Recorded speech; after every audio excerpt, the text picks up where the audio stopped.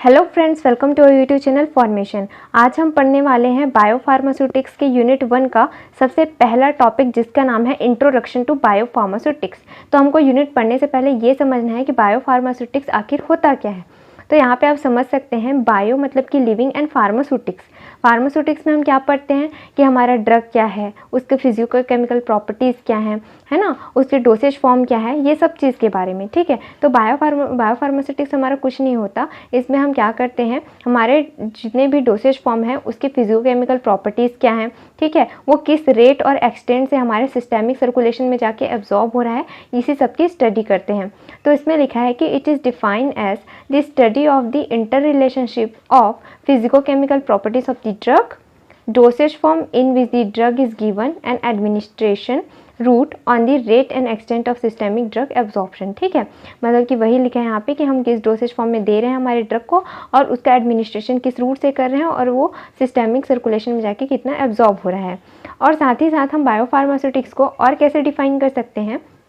देखिए, बायोफार्मास्यूटिक्स के थ्रू हम स्टडी कर सकते हैं कि ऐसे कौन कौन से फैक्टर्स हैं जो हमारे अमाउंट मतलब कि जो रेट ऑफ एब्जॉर्प्शन है उसको इन्फ्लुएंस कर रहे हैं, या फिर हमारे सिस्टेमिक सर्कुलेशन में जो ड्रग पहुंच रहा है तो कितनी थेराप्यूटिक एफिकेसी दे रहा है। ये सब की भी स्टडी हम बायोफार्मास्यूटिक्स के अंदर में करते हैं। तो biopharmaceutics is also defined as study of the factors influencing the rate and amount of drug that reach the systemic circulation and the use of this information to optimize the therapeutic efficacy of the drug product। अब हम बात करेंगे pharmacokinetic की। ठीक है, ये इसमें हम जितने भी इंट्रोडक्शन पढ़ रहे हैं बायोफार्मास्यूटिक्स का, मतलब कि इसमें हम सारे डेफिनेशंस के बारे में पढ़ेंगे। तो फार्माकोकाइनेटिक क्या होता है आपको पता है, what the body does to the drug. जैसे ही हम कोई भी ड्रग लेते हैं तो हमारा बॉडी उस ड्रग के साथ क्या करता है, इसी को हम बोलते हैं फार्माकोकाइनेटिक। सबसे पहले हमारा बॉडी उस ड्रग को अब्जॉर्ब करता है, देन उसको डिस्ट्रीब्यूट करता है अनदर कंपार्टमेंट तक, मेटाबोलाइज करता है उसको, देन अल्टीमेटली उसको एलिमिनेट कर देता है अपने थेरापेटिक एक्शन के बाद। ठीक है, तो यही होता है हमारा pharmacokinetic, the study of time course of drug absorption, distribution, metabolism and elimination and their relationship with its therapeutic and toxic effect of the drug। ठीक है, अब हम बात कर लेते हैं फार्माकोडायनेमिक की। डायनेमिक, डी से क्या समझ आ रहा है आपको, what the drug does to the body, कि ड्रग हमारे बॉडी के साथ क्या कर रहा है, इसको हम बोलते हैं फार्माकोडायनेमिक। अब एब्जॉर्प्शन क्या होता है, एब्जॉर्प्शन हमारा कुछ नहीं होता। जब आप कोई भी किसी भी रूट से अपने डोसेज फॉर्म को लेते हैं तो वहाँ से लेने के बाद वो आपके सिस्टेमिक सर्कुलेशन में पहुँचने तक का प्रोसेस आपका यहाँ पे एब्जॉर्प्शन कहलाता है। तो the process of movement of drug from its site of administration to the systemic circulation is called absorption. अब यहाँ पे हम बात कर लेते हैं डिस्ट्रीब्यूशन की। तो डिस्ट्रीब्यूशन क्या होता है, जैसे कि आपने कोई ड्रग लिया, ठीक है, तो वो एक कंपार्टमेंट से दूसरे कंपार्टमेंट में जा रहा है, तो यही तो हमारा क्या है, डिस्ट्रीब्यूशन है। ये हमारा मान लो एक्स्ट्रा से वेस्कुलर कोई टिश्यू है तो वहाँ से लेके ये हमारे ब्लड तक जा रहा है, यही तो हमारा डिस्ट्रीब्यूशन है। तो the movement of drug between one compartment to another. ठीक है, जैसे कि जनरली आप यहाँ पे बोल सकते हैं ब्लड एंड दी एक्स्ट्रावेस्कुलर टिश्यू। अब हम लास्ट यहाँ पे बात करते हैं मेटाबॉलिज्म क्या होता है। ठीक, तो मेटाबॉलिज्म को हम बायो ट्रांसफॉर्मेशन भी कहते हैं ड्रग का। इसमें क्या होता है, केमिकल कन्वर्जन हो जाता है हमारे ड्रग का एक फॉर्म से दूसरे फॉर्म में। ठीक है, एक फॉर्म से दूसरे फॉर्म में जब वो कन्वर्ट होता है ना, तो यूजुअली क्या हो जाता है, हमारा ड्रग उस कंडीशन पे इनएक्टिवेट हो जाता है। ठीक, इसी को हम बोलते हैं मेटाबॉलिज्म।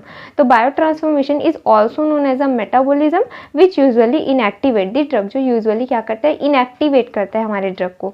अब आता है हमारा एलिमिनेशन। तो आपको पता है एलिमिनेशन मतलब क्या होता है, टोटली वो जो ड्रग है मेटाबोलाइज होने के बाद हमारे बॉडी से बाहर हो जाए। ठीक, इसी को हम बोलते हैं एलिमिनेशन। तो elimination is defined as the process that tends to remove the drug from the body and terminate its action। ठीक, अब ये जो एलिमिनेशन है उसमें दो प्रोसेस होते हैं। एक तो हमारा वही बायो ट्रांसफॉर्मेशन जिसको हम मेटाबॉलिज्म भी कहते हैं, और दूसरा होता है हमारा एक्सक्रीशन। तो जो मेटाबॉलिज्म होता है उसमें तो हमारा ड्रग यूजुअली इनएक्टिवेट होता है, लेकिन जो एक्सक्रीशन होता है उसमें वो जो भी हमारे ड्रग का मेटाबोलाइट बना है वो डायरेक्टली हमारे बॉडी से रिमूव हो जाता है। अब यहाँ पे हम बात करते हैं बायो अवेलेबिलिटी की। तो बायो अवेलेबिलिटी क्या होता है कि जब भी कोई भी डोसेज फॉर्म जिसको हम किसी भी रूट से लेते हैं, तो इस डोसेज फॉर्म का एक्टिव जो पार्ट है किस रेट एंड एक्सटेंट से सिस्टेमिक सर्कुलेशन में पहुँचता है, इसी को हम क्या कहते हैं, बायो अवेलेबिलिटी कहते हैं। ठीक है, सिंपल लैंग्वेज में बताऊँ तो कोई भी हमारे जो एक्टिव ड्रग है वो हमारे सिस्टमिक सर्कुलेशन तक एंटर करके पहुँचता है, उसी को हम बायोअवेलेबिलिटी कहते हैं। तो bioavailability is refers to the rate and extent at which the active drug enters into the systemic circulation.